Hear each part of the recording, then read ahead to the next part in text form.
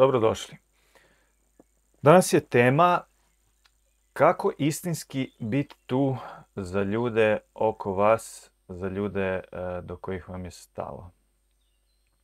Jer često ovo vidim u radu s klijentima da je ovo često kamen spoticanja i često aktualna tema. I možemo za primjer uzeti odnos roditelja i djeteta. Što je česti slučaj, a to je da dijete prolazi kroz neke svoje izazove ili procese. To dijete može biti malo dijete, može biti tinejdžer, može biti odraslo dijete. Nije bitno u bilo kojem slučaju. Prolazi neke svoje određene unutarnje izazove, životne izazove, neke procese koje zapravo je nužno da prođe, isto kao što i svako od nas prošao svoje procese da bi došli tu gdje danas jesmo. A istovremeno roditelj doživljava veliki izazov gledajući kako njegovo dijete pati. Što je naravno prirodno i ljudski.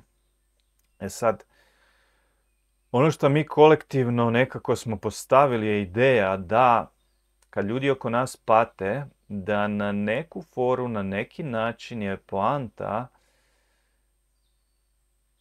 da i mi patimo s njima. To jest da ne možemo baš biti ok s tim, da ne možemo biti mirni s tim. Šta se iz iskustva pokazuje, kažem, to najčešće je izazov. Sad, ovaj video je da vam pomogne ako se vi ponekad nalazite u takvoj situaciji, da vidite tu specifičnu stvar na drugčiji način, u smislu da se zapitate da li kad osoba koja je pokraj vas, ajmo reći vaše dijete, se nađe u svom izazovu i vidite da mu je teško, da li je toj osobi korisno i da li je podrška, podržavajuće, da vi uđete u svoj težak osjećaj naspram njega. Da je i vama teško zato što je njemu teško. Ko tu koga spašava i ko koga može izvući iz tog osjećaja? Niko nikog zapravo, jer smo u toj verziji oba dvoje u istom. Je li tako? I ta osoba koja je teško ne osjeća pravu podršku, ne osjeća pravu prisutnost sa strane roditelja, nego osjeća zapravo da se ne može osloniti. I roditelj na taj način podržava umnu priču svog djeteta koje kroz umnu priču stvorilo svoju patnju. Tako da pogledajte, obratite na to pažnju.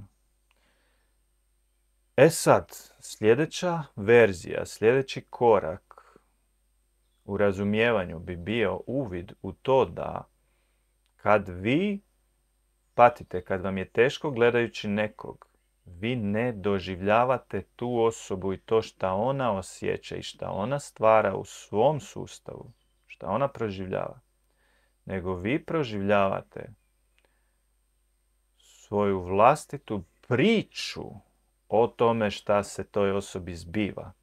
Znači svoj vlastiti otpor prema tome šta je nekom teško. I to je u tom slučaju vaša kreacija iz nule.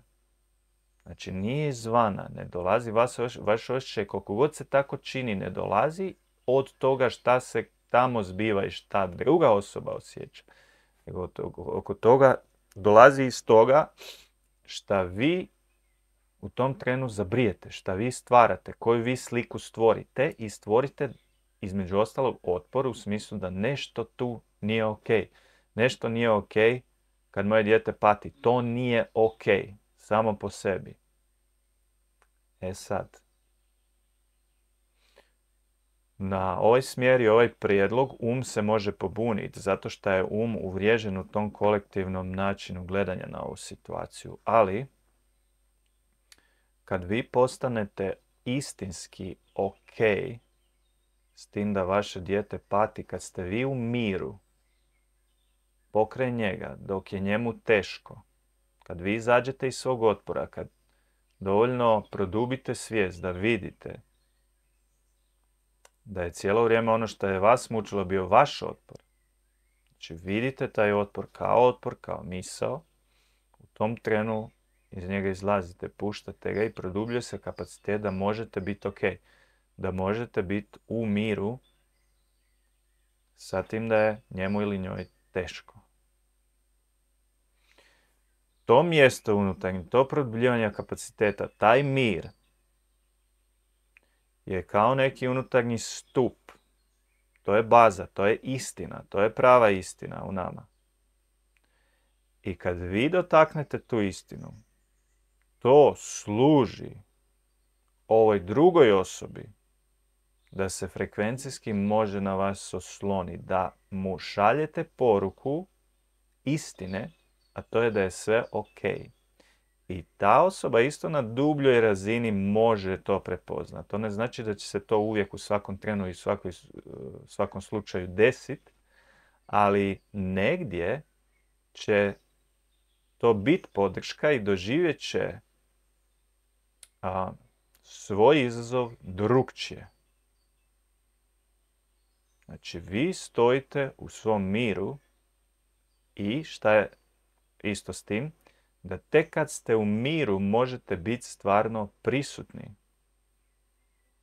Jel' tako? Tek onda možete biti tu, niste u glavi. I tek kad ste tu, onda možete uspostaviti dublji, autentični kontakt sa tom osobom koja je teško. I jednostavno biti tu za nju.